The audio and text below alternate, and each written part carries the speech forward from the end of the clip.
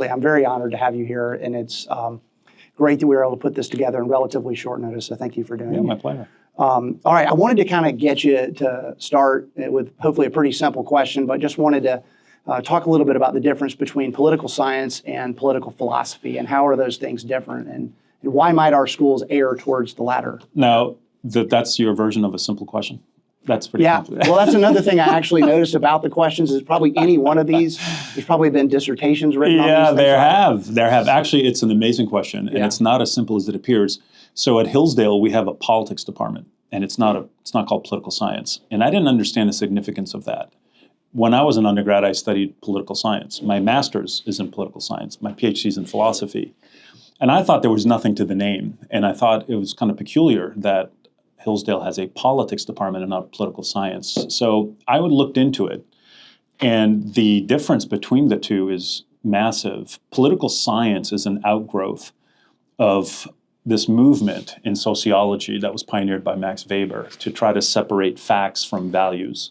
So how do you take something that studies politics, but to do it empirically so it looks scientific? Well, for Weber and those who follow him, you separate a fact from a value. And so if you're going to study politics, and for it to become a political science, you can only really narrow it down to facts. Values are subjective. So things like values would be what religious affiliation you are, questions about God, questions about what a nation is or a citizen. You can talk about those endlessly. So political science is an attempt to try to turn the study of politics into something empirical. So what happened, decades later is political science departments started studying more things like administration, which is empirical. You can build this program and then you can have accountability. You can study politics, but you're more apt to turn it into a science if you study voting patterns. And values get kind of set aside, and then maybe that becomes the domain of sociology or some other discipline. But in classical education, whether you're thinking about Plato or Aristotle or Locke, there's no such thing as a political science in that regard. Politics is about the values people hold. And so when Plato or Aristotle take us through questions like what is justice, which is the principle that holds the community together, you can't separate facts from values. Politics is about, I hate the term values, I would replace it with principles, because value is something like a currency, it fluctuates. And if it fluctuates, then it has no substance to it. There's no principle behind it. Whereas virtue is something that we can talk about. We recognize somebody who's moderate. We recognize an injustice. We just have a spontaneous awareness when somebody acts unfairly. We immediately have an awareness and an appreciation for courage. Those are virtues. Those are principles. And so at Hillsdale, you can see it in our curriculum, when you look at the study of politics at Hillsdale, we are studying the ideas, the virtues that classical thinkers and modern grounded the study of human community. So, for example, a liberal democracy holds as its end the virtue of natural rights, justice. This has a certain awareness of what property rights are. Those under Weber's terms would fall under values. So what would happen then to the study of politics if those don't really fall under the purview of what you can study? It impoverishes political science. And once I figured that out, it explained why, in spite of the fact that I do believe I had a great education, I was very lucky, I had really great teachers, so many of my political science courses were about administration. They were about voting patterns. They were empirical. And I just felt that that's not how human beings experience political life. So that, I would say, that's the difference. Politics really is the study of the ideas that shape the virtues of a community. And so that's why we are a politics department and not a political science department. Yeah.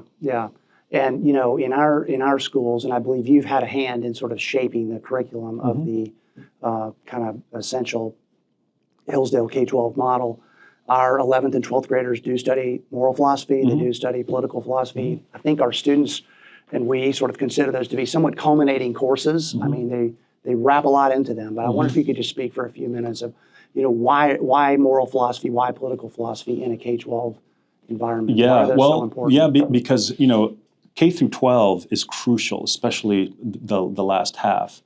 And moral philosophy and the study of politics really go hand in hand. Every regime has a good toward which it aims. So in an oligarchy, the good towards which it aims is wealth. And in a virtuous republic like ours, the aim is moral virtue. That's the end. It's the protection of natural rights, and it's the protection of our capacity to live a pursuit of happiness, which the founders always associated with self-rule, like a little moral virtue. So the idea that you could study politics without studying moral philosophy is impossible to the classical mind. So when you're approaching those ages, it's when students are starting to become a little more politically aware. That doesn't mean they're following politics, but by then they're already hearing words about rights. They're already hearing words about a border. They're already hearing just in the culture. And so it's really crucial, I think, for a graduate of a K through 12 program to have a certain set of vocabulary and ideas and direction, because we don't know what they're going to do when they move on, but they should at least leave with the idea that education is really a totality. It includes and has to have a moral core to it, because every regime is built around one. Every regime, even a tyranny, has an end toward which it achieves. In that case, it's fear, tyranny, despotism. And everyone makes a distinction on a good regime and a bad regime. And a ruler always assumes that what they're doing is the right thing. So it's an inescapable vocabulary. Every regime has some notion of what is good and what is just. So it would be reckless and irresponsible of any educational institution to send students out into the world without at least getting them to see the centrality of just how we think about politics. I mean, how do you distinguish a good regime from a bad regime? For Aristotle, you look at the virtue that it's attempting to cultivate.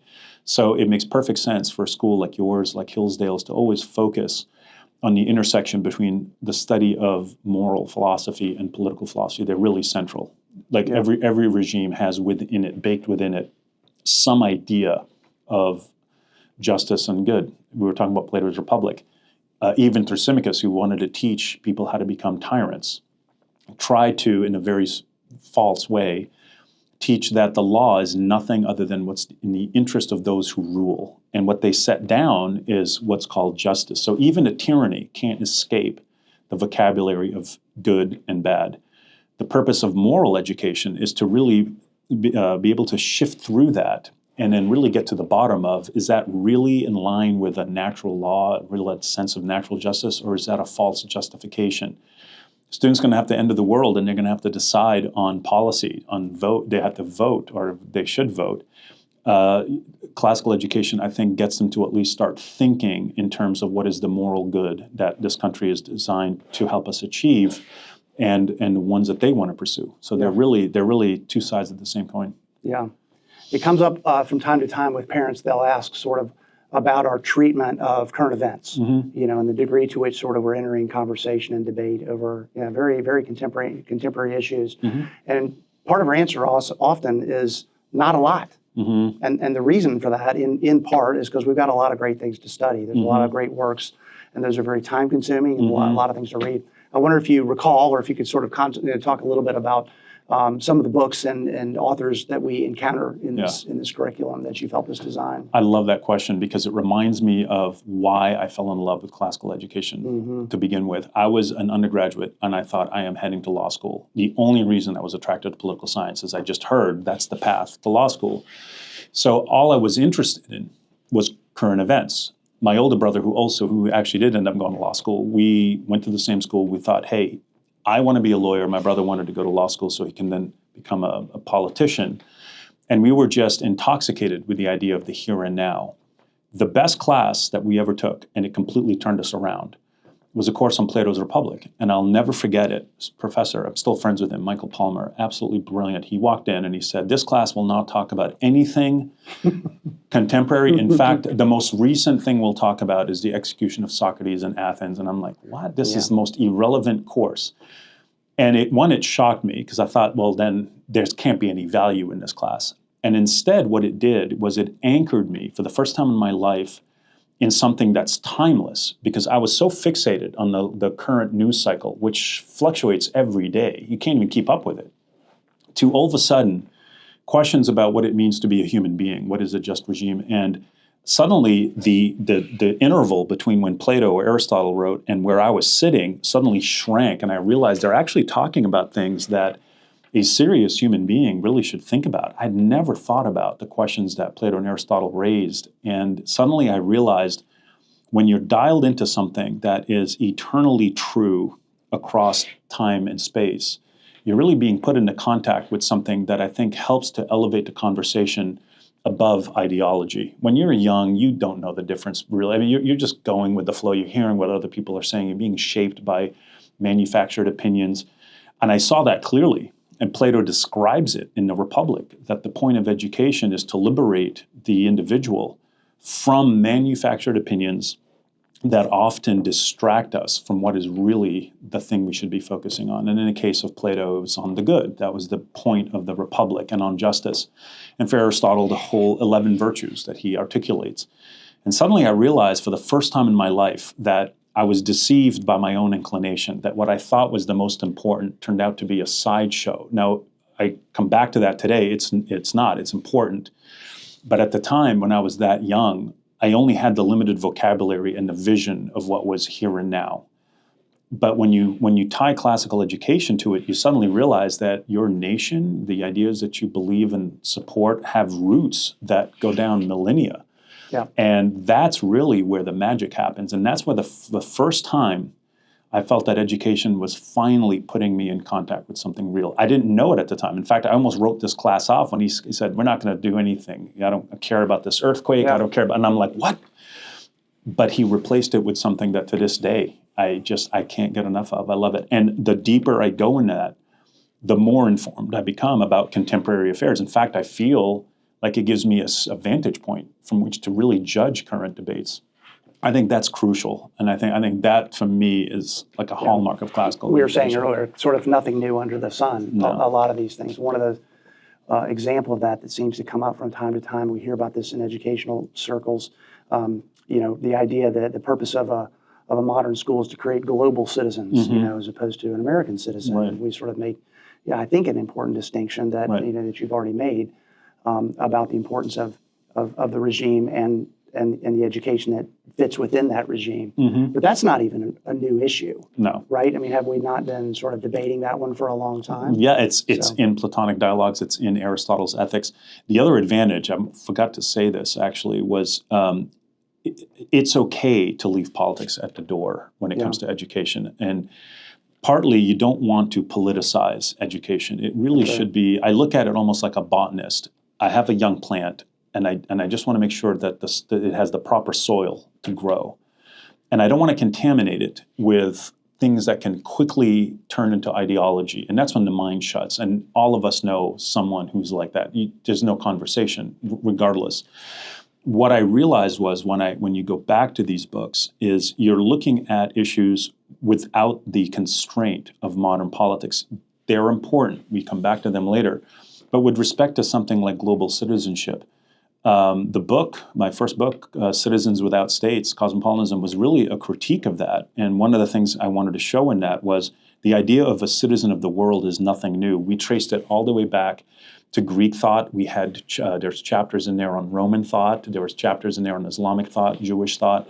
And the point was to show that there's always been a temptation to want to say that man really doesn't belong to a particular regime. What he belongs is to common humanity. Now, on the one hand, that's true. We are a species of one genus, right?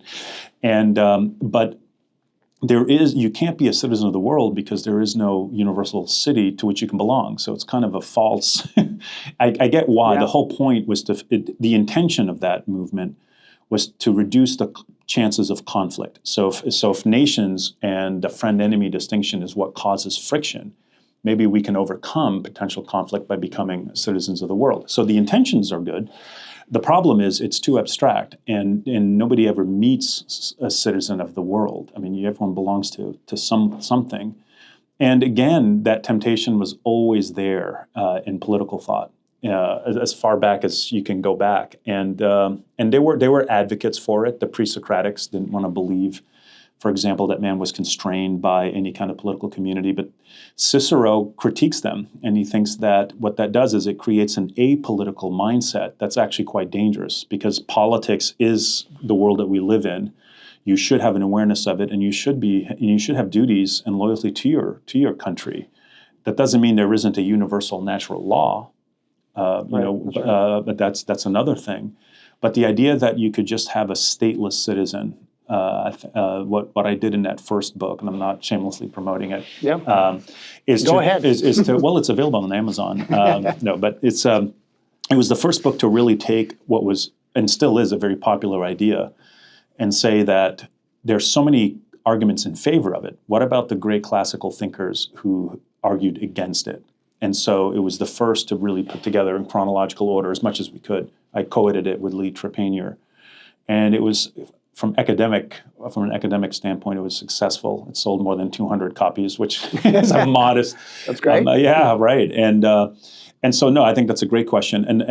But with respect to curriculum, the curriculum side of that is that the curriculum should therefore be universal as well. In other words, it would dilute what a student has in that moment. I mean, you can't do it all. And I am a naturalized citizen of the U.S. It's not jingoism that's motivating what I'm saying. I would love for there to be entire histories of Lebanon in your curriculum, but that's not what the country is. Even the great liberal Montesquieu, who was very influential in the American founding. In fact, our separation of powers comes from him in the Spirit of the Laws.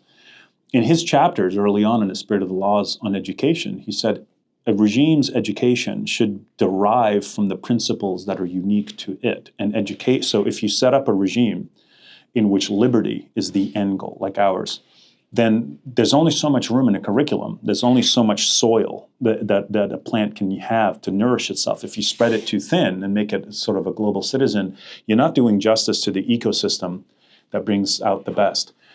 And so here's Montesquieu's classical liberal. He's not a conservative. And he argued that if you're in a monarchy, education has to look one way. And if you were in a liberal commercial republic like ours, it should teach the liberal bourgeois virtues that support that kind of way of life. Now, he wasn't a relativist, but it was clear that when the founders spoke about education, they had a clear sense that it should be an education towards liberty. Most of the founders associated with or founded colleges or universities, and they had massive libraries. George Nash, one of my favorite historians, wrote an article called What the Founders Read, and it was astonishing. I mean, in their private letters, they weren't debating politics. In their private letters, they were exchanging ideas of what an American should read and study. Like the Declaration of Independence, John Adams gave multiple speeches on Independence Day in which he says, you should read the Declaration, but you should also read the ideas that formed it, because it's really the first piece of public education. And we can. Which is amazing. And we can. But that doesn't belong to citizens of the world. It has a universal principle underneath it. Natural law, natural right is there. It informs it. But how it's informed in our country has a very clear set of books and ideas. And so the danger of cosmopolitanism entering into the curriculum is you're going to squeeze all that out, and then it's not clear to what end then is that education aimed at. So it has consequences to education. It's not just a political idea. What do you think some of those are? I mean, we can stay on the thread of globalism maybe a little bit longer. I would like to come back to the founders a little bit, but how do you see that manifesting and working itself out? I mean, that we have a dominant amount of the particularly public education system aiming towards this globalist idea. Sure. If the ideal is to be a citizen of the world, that means there are no nations. That means there are no borders. And so quite often what you see in education, and my wife and I saw it as our kids were going through education until we put them in private school, is that the political consequence of that is that you can no longer define what an American citizen is. I think you'd be hard-pressed. And what's ironic about that, and I know I'm sounding like a broken record about Aristotle, in the politics, Aristotle, as soon as he lays down what he's trying to do, it's trying to inform political lawgivers and statesmen about politics, he raises the question early on in the politics. He's like, what is a citizen? That's the first question you have to ask. Is it somebody that you just define as belonging nowhere? Is it somebody who belongs just to a territory? Is it a border? And he ultimately decides that a citizen has to be somebody who plays a role. He has a function in his society. He has duties to his fellow men and women. A citizen of the world doesn't even have a regime to which he can do that. That's right. And so what ends up happening is you can graduate students who think that there is no distinction between a legal or an illegal citizen, a liberal citizen or an illiberal, and I don't mean that in a political sense. Liberal in terms of like the John Locke idea that we have a social contract-based understanding, it's mutual respect for each other's natural rights. And so that all falls out of the bottom. And so that's I think the difference. And you don't want a country that can't define what the constitutive elements that make it up are. Yeah. You'd be in no man's land. Yeah, that's happening. Circling back, perhaps on the founders a little bit. Wanted to, I do think it's a pretty amazing reality that the nation has an origin story, and that we can learn about the founders themselves. That we can also study the things that they studied. I think that's a really incredible element of our curriculum. What do you think, could you just talk a little bit about sort of the connection that they made between education, virtue, happiness, and the regime itself? Like how are those things that's great. related? So if you notice in the early American period, every state constitution had within it some line about the role of government. And the role of government was to protect our natural rights, which come from God, and to protect our pursuit of happiness. And I remember seeing that word and hearing some, even on the right, say, you see, that word happiness, the pursuit of it seems so relativistic because it's indeterminate. I mean, you pursue your happiness, I pursue mine. And these are conservative critics of the founding who think that baked within the American principles are this sort of indeterminate purpose for government other than just protecting private property. And that's a dangerous proposition to hold, because it basically would trace any of the moral collapse of the country to the founding principles. Now, the reason why we at Hillsdale start with the Declaration and also with Aristotle and a letter written to Henry Lee by Thomas Jefferson, where Henry Lee essentially is asking him, can you just elaborate a little bit more on the Declaration? Because everyone knew it wasn't just simply a breakup note to England, so there's more to it than that. And Jefferson himself says that we didn't write anything, there's nothing new under the sun. We derived the principles of the Declaration from elementary understanding of Aristotle and Locke. But I want to focus on Aristotle for a moment. All of the founders were familiar with, they had a classical education.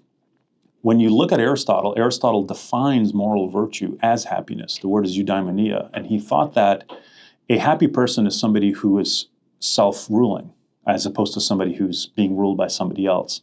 But self-government begins with moral virtue. If your appetites are tyrannizing over you, you're not a free man. You have as many masters as you have vices.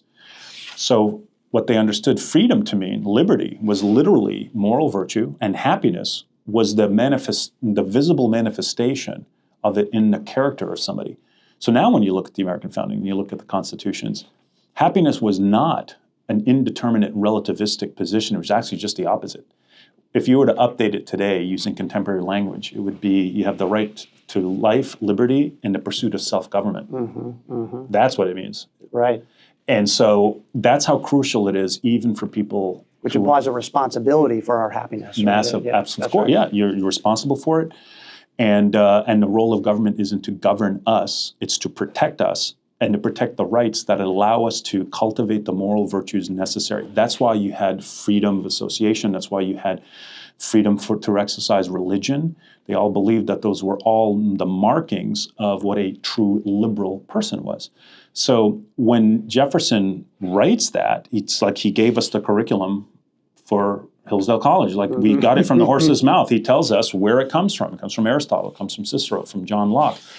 And that was always part of the American education system. And in fact, when you read the Federalist Papers, I just had a student ask me the other day, were they influenced by David Hume? Now, the average American for whom these were written in newspapers would have known that in Federalist 9 that the Federalists were referring to David Hume on how to deal with factions and the benefits of an extended republic that will moderate them, and Montesquieu and the separation of powers. And my basic point is that they already assumed on the part of the American audience the basic rudiments, as Jefferson said, of certain key ideas from the European Enlightenment. And all of that is to say that they understood happiness as an intrinsic part of the moral development of citizens. That's the difference between a free person and a man of license. So it's not what conservative critics think of the American founding. They imposed our modern way of using the word pursuit of happiness onto the text, but it actually meant the right to pursue moral virtue and self-govern. And that explains why every state constitution, I mean, look at the Virginia Constitution. First thing out of the gate, we have natural rights. They're given to us by God and nature's God. And we have a right to pursue our life, liberty, and happiness. And I never understood that, frankly, until I looked deeper and deeper into the materials that you teach here, that we teach at Hillsdale. And as I started digging further into it, suddenly this is why it's helpful to keep politics out the door of the classroom. Before we get to the debates between the right and the left on maybe both are wrong. And in this very important sense, the right was wrong, a certain aspect of it. And so that's why I think it's really crucial. And that was a great question. Yeah. So we'll celebrate the nation's 250th birthday here in the next summer.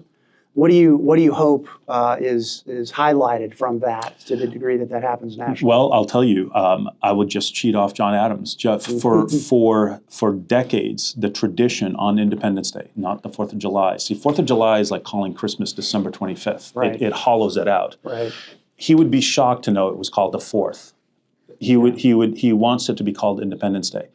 And what ordinary American citizens and elected officials and presidents did on that holiday was always to give speeches about the Declaration of Independence. Always. I mean, we have them. You can Google them. You can look up John Adams.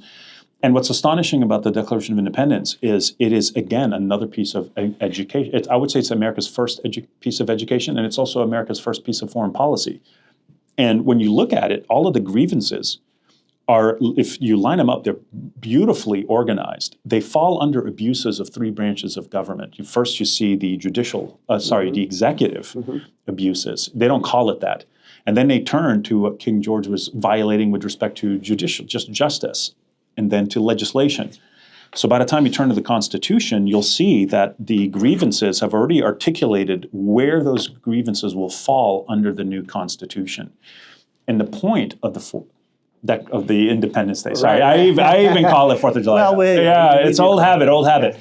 The whole point was for American citizens to get together and to read it and to talk about it. And they did not think that you could keep your freedom if you didn't understand the preconditions for it. So that what I would like to see is a national day celebrating the principles that inform the Declaration, and then a serious discussion about its meaning. It's so rich. I have taught, I kid you not, it's very short. It's like 4 pages. It sometimes takes me 3 or 4 weeks to get through it with our students, because we go through it line by line, and they have the same reaction that you just said, like, wow, I didn't see any of that. And what it shows you is just what a genius founding we are. I mean, it's the only way I can explain it is it's just providential. I don't know how else you can explain it. Yeah.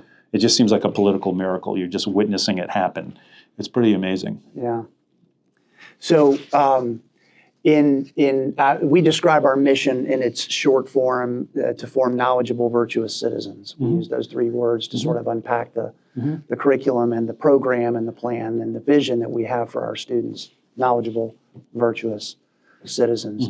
You know, you're a father and also a college professor. I wonder if you could talk a little bit about, you know, what are the, you know, kind of what's the graduate profile you would love to see out of Hillsdale and its schools? I mean, what tell us about that human being that's developed? Exactly. I can't even add to what you just said. I think that's absolutely perfect. And it's not even just my opinion. That was the whole point of the American founding, that human beings can be made free, but only if they're habituated in moral virtue. Yeah. But that's a necessary and not sufficient condition. The reason why we have constitutions and the reason why John Adams always went back to the Declaration was to show that you still need a thorough knowledge of the principles so that you can recognize when grievances are taking place again. So when you understand that you have separation of powers, then you know when they're breached. And the second they're being breached, that means your rights are under threat. So for me, what I see, and I see this all the time with Hillsdale graduates, it doesn't matter what they major in. It could be art, it could be religion, it could be philosophy. They always graduate with a deeper appreciation, I think, of education. It's becoming interesting. So many of them are coming back after they graduate and they want to live there. And they get married, and I run into them all the time. And what they realize is there's a genuine community that forms out of a shared passion and love. And as I'm sure you've heard Dr. Arns say, college means community. And so partnership, and it's the word that Aristotle actually uses in the Politics. And how do you create that partnership? How do you create that community? It's the same term. And for Aristotle, it's in cultivating a vision of what is true and what is good and what is beautiful. And you can't do that without education. And I see it literally in how students vote with their feet. They go out in the world, they get married really young, and then they come back, and then they want their children to have the same education at the Hillsdale Academy, and then eventually go to Hillsdale College. And I just see it. And it's really the effect of our education and the community that has formed between the faculty, the administration, and the students. Yeah, that's beautiful.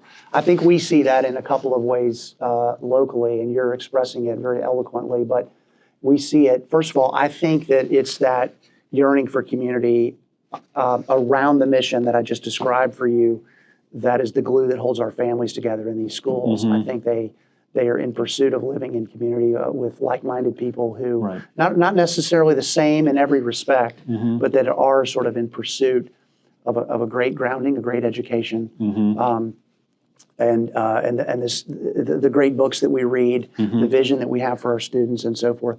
The other way we see this kind of work itself out is, I would say what comes to mind is at Atlanta Classical, we've got a group of teachers, many of whom are Hillsdale graduates. And these folks have very intentionally ordered their lives around each other.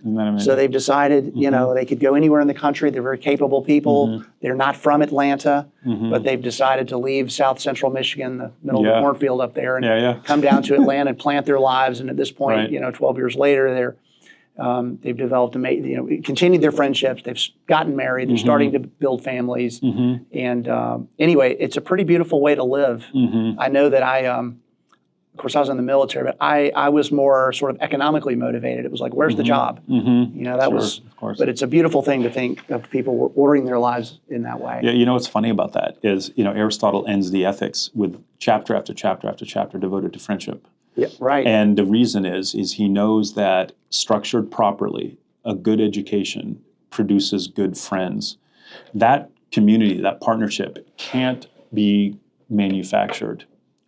It's organic. But in order for it to be organic, there has to be a set of ideas and shared principles that literally connect people and build affection. And I think people like yourself and I who've been out of school for a long time, at the end of the day, what do you value the most if not your family and your friends and your country? And the only way, and Aristotle has this beautiful line, he says, it's easy to form friendships within a family. There's kin there, there's blood ties. How do you become friends with citizens that are really strangers? That's astonishing. Well, that's the role of education. How you extend that same love, and it's organic, it's not forced, but once they have an anchor, once these ideas anchor them into what's truly meaningful and truly important, those friendships and bonds will literally help students for the rest of their lives. And that cannot be, I think, over-exaggerated. I went to big schools and I learned a lot, but I don't have a single solid friendship from them. It's not it's only possible. For the first time, I really experienced it really at Hillsdale because it was such a small community. It is, yeah. And every professor I absolutely love and I respect, and we're all interested in what we're teaching and what we're writing. And students are genuinely interested in what you're doing and how the other class connected to it. You start to see that the Hillsdale community, and I'm sure yours, suddenly becomes really a family. That's right. That is crucial because life comes at you fast, and at the end of the day, those kinds of bonds transcend any economic incentives, any political incentives. All this stuff can wait. We'll get there. They're important. But I think if you enter life with a firm foundation in family and in God and in friendship, you've got everything that you can possibly have to weather the slings and arrows of outrageous fortune. Aristotle even talks about great men in a Greek world like Priam who had it all and then lost it all. And And he was, of course, miserable. And he raises the question, is there anything in life that can give us stability in the midst of that? And his answer is, yeah, friendship and virtue. And, Yeah. and I think what you're doing here is just incredible. And it's one of those things where they appreciate it now, they'll even appreciate it more later when they realize that it really gave them a support, a friendship, and a community that they'll never be able to replicate. It's impossible. My experience with that has been watching our students at Atlanta Classical, which is our most mature school, been around the longest, has now graduated, I think, 7 graduating classes. And the realization of those friendships that are largely forged in the midst of doing hard things, reading the tough books and writing the long papers and answering the tough questions and so forth. But it seems like it's like late junior year, maybe early senior year, when the kids sort of start to take hold of that. They start to realize that they're in the midst of something that's special, and that it can endure. You know, it doesn't necessarily have to stop right away. And many of our kids stay in touch with our teachers, and that's kind of it's a really beautiful thing. I hope that's a lesson that we impart. I mean this. If I were before God, this is true. I really wish I had what you provide. I never had this. I never had this, and I see how much better off our students are because many of them come from schools like yours. That's right. And then they immediately, of course, identify Hillsdale as a natural continuity. I didn't have any of that. I didn't have any real firm I thought I had friendship there, but I realized just how impoverished that is. And I really wish I had access to something like what you're doing here. Well, we're trying our best, much with your help. And I hear you're doing very well. And congratulations on your success, by the way. Thank you. Thank you. Your waiting list is enviable. It's incredible. Well, it just is an indication that I think moms and dads are really hungry for something different and something better. They see the transformative effect right away. Yeah, it definitely takes root. All right, I got a handful of I'm going to call them short answer. Yeah, the short answer round. I thought about calling it a lightning round, Let's as do the others lightning have done, round. I like but that. maybe we'll do short answer because some of these might. And I hope I have some facts straight. So if I got my facts wrong on this, I apologize. You're interested in guitar a little bit? All right. Not a little bit. It's a lot. Do you play? Not well. Okay. But I do love guitar. Yeah. Okay. And what acoustic? What do I pretend practice? to play? What do I do to what I pretend to play? So I played a lot in high school, and then I stopped when I went to college. And then it wasn't until we had kids and they started liking music that I picked it up. So there was a huge gap. And I thought it was out of my life. And then when I came back to it as an adult, became sort of an opportunity to bond with my family. I suddenly discovered music in a very different way. I just saw something divine in it, just the way it makes sense and harmony. And it went from being something I listened to while I'm driving to make traffic go by to suddenly... Like today in Atlanta. Today I was playing a lot of music in Atlanta. And I suddenly realized, wow, there is a world that is not even physical, that has harmony and has order and has beauty. And suddenly a new appreciation for music. I do love guitar. I hated jazz when I was younger. I didn't know what it was. It sounded like everything was out of key. As a listener, you mean? As a listener. And I'm embarrassed to tell you I had terrible taste. I was just like rock and all that stuff. But when I came back to it, now I'm just like infatuated with jazz, classical guitar. Yeah. Because what I'm seeing is just just genius. But I think it's one of the greatest proofs of God's existence that you can make something, a sound. Resonate in our souls. I don't get it. I don't understand. It's a mystery. Aristotle says the proof of the soul is simple. Music doesn't make your ear feel good. It makes something else, which is not even physical. And it's just, it really is mesmerizing. I love it. So yes, I do. All right. I love okay, it. good. Yeah. Well, I share that passion with you, and I plunk around a little bit. Do you? From time to time. With and what? I have With done guitar? That. Yeah, with guitar. And, oh man. It's a great pastime. Isn't it amazing? It's so much fun. I love it. It's something I wish I had done. Piano too, but anyway, music's wonderful. Okay, now I might have my facts wrong on this one too, but let's try. Your name is associated with jiu-jitsu. Oh my God. Where did you get these? Well, we do our research around here. That's very funny. Are you a jiu-jitsu practitioner? I will say. You are not. Are you really? Yeah, I'm a blue belt. I love it. So yes, that makes me very much a dangerous. beginner. Pretty much a beginner. No. Blue belt's dangerous. I am. I trained in karate when I was younger. My father was in judo. Okay. And when we first came to the U.S., he immediately put us into like just the YMCA karate thing. And I always did it off and on. My sister and I continued to do it. And then, things happened. And then I moved to New York City. I think it was in 1998 or 1999. I can't remember. And I started feeling, I'm getting out of shape. I need to do something. And I thought, I'll just do judo. And I looked, there was a phone book. I don't know if you know what that is anymore, Matthew. It's this big book with numbers in it. I remember. And I remember looking up martial arts, and I said, all right, maybe I'll do judo. Then I saw this thing as a Brazilian jiu-jitsu. I'm like, what on earth is that? So I went to the judo thing, and I thought, okay, this is how I remembered it. This is great. I'm like, well, let me check out this Brazilian thing.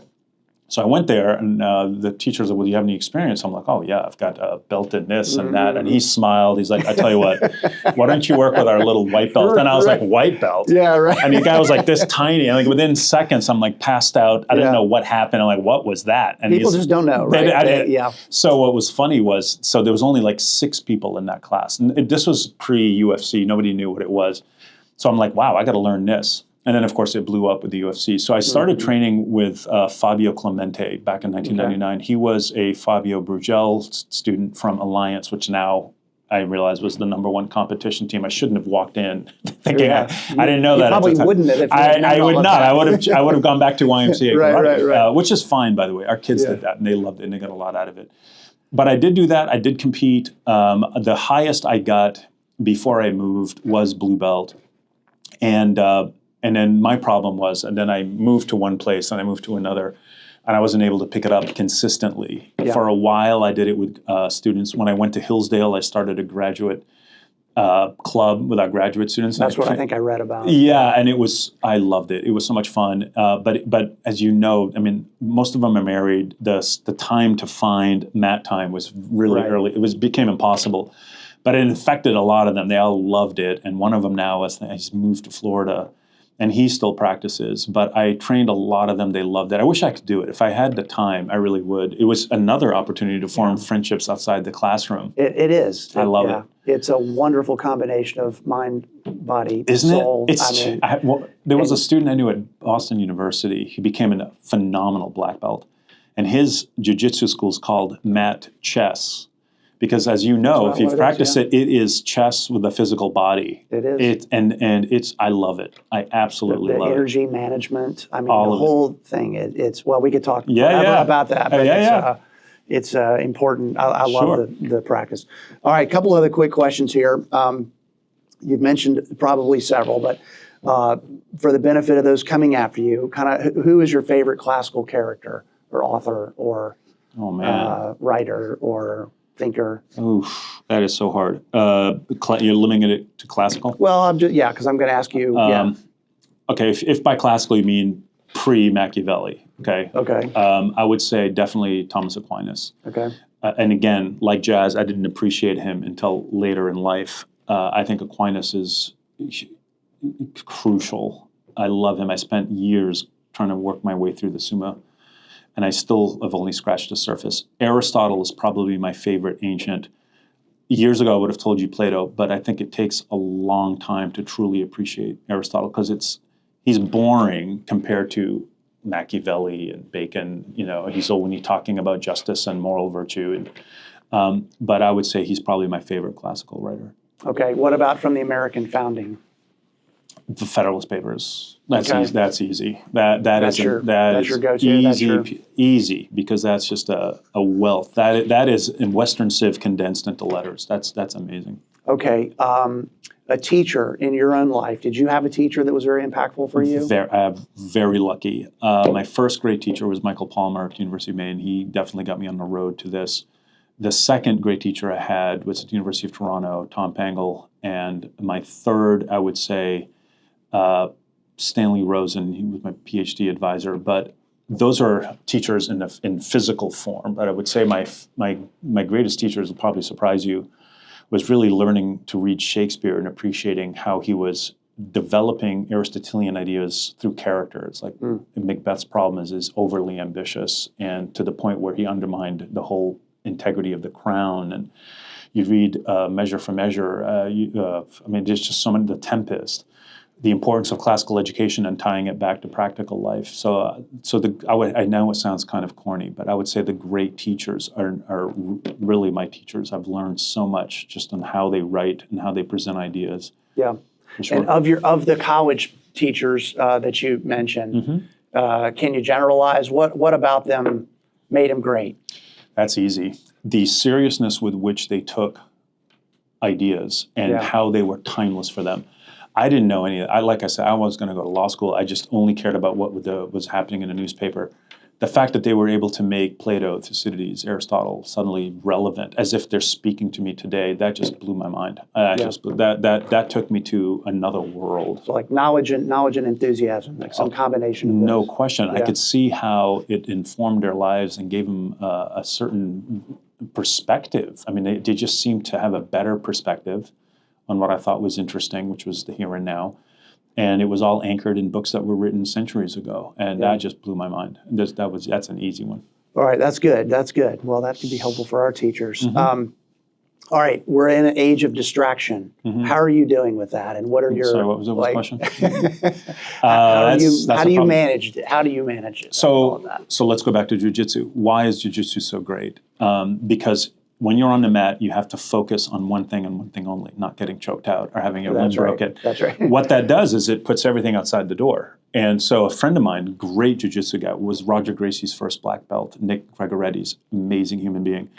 And he would talk about the zen of jiu-jitsu. And what that meant was it gave you a moment to focus. Now, that's just on the physical component. What I do on the intellectual side is I get up at 4:30 in the morning every day, and I read until I go to mass, and then I come back and I read again.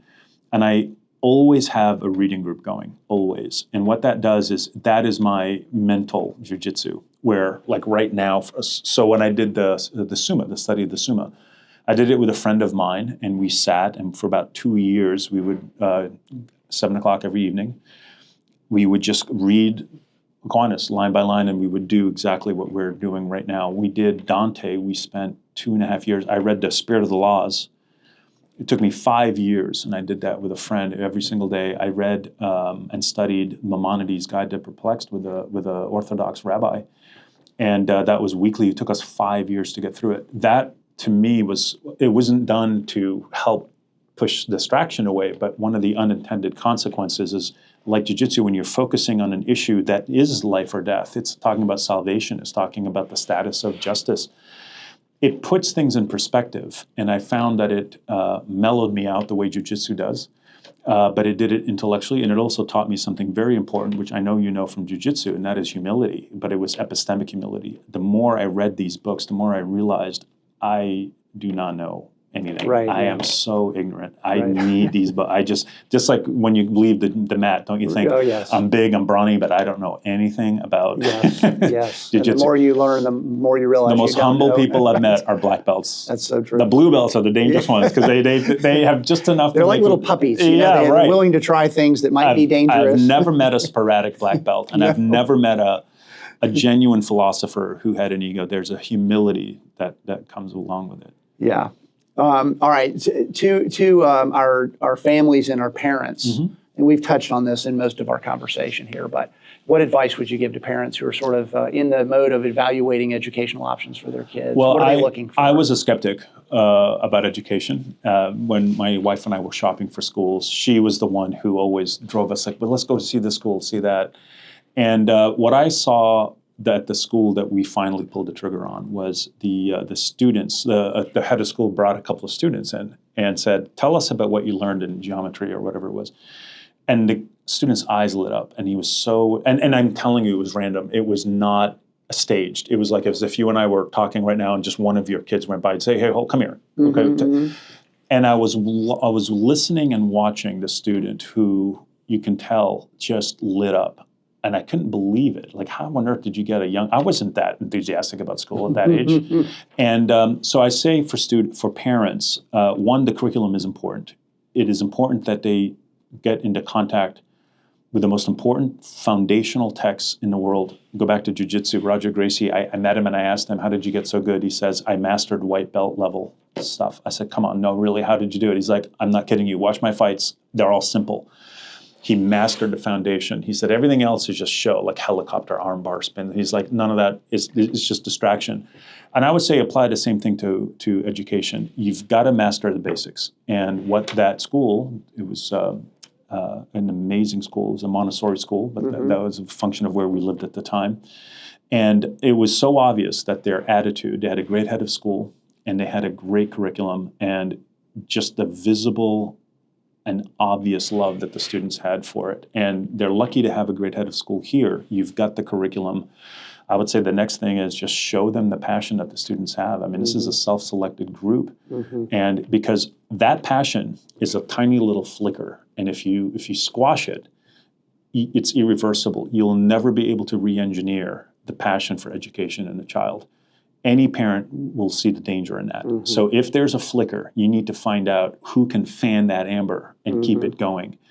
And that is crucial. And I think you've got the best content money can buy. And the proof of that is going to be in the passion of your teachers and your students. Yeah, that's great. All right, final question. Advice for aspiring teachers. How should an aspiring teacher use their time in college and perhaps grad school? I love that question. I will tell you, once I discovered that teacher, when we studied the Republic, I immediately knew, I'm like, I have to be a teacher. I don't care if it's classical high school, college. The best advice I can give is, once you find a teacher that inspires you, I went back and sat in on the same classes. Like the teacher thought, what the hell's wrong with you? You passed, why are you back? I said, no. First time, you blew me away with the content. Now I want to observe you as a teacher. And I get this question all the time from my grad students. I just got a job. What recommendation do you have? I had the same question. To me, aspiring teachers, like aspiring guitarists or jujitsu, have to find somebody that inspires them. And they do. They have one, because that's why they went in. And I think the second go-round, I really studied as much as I could. Why did those that question that you asked me earlier.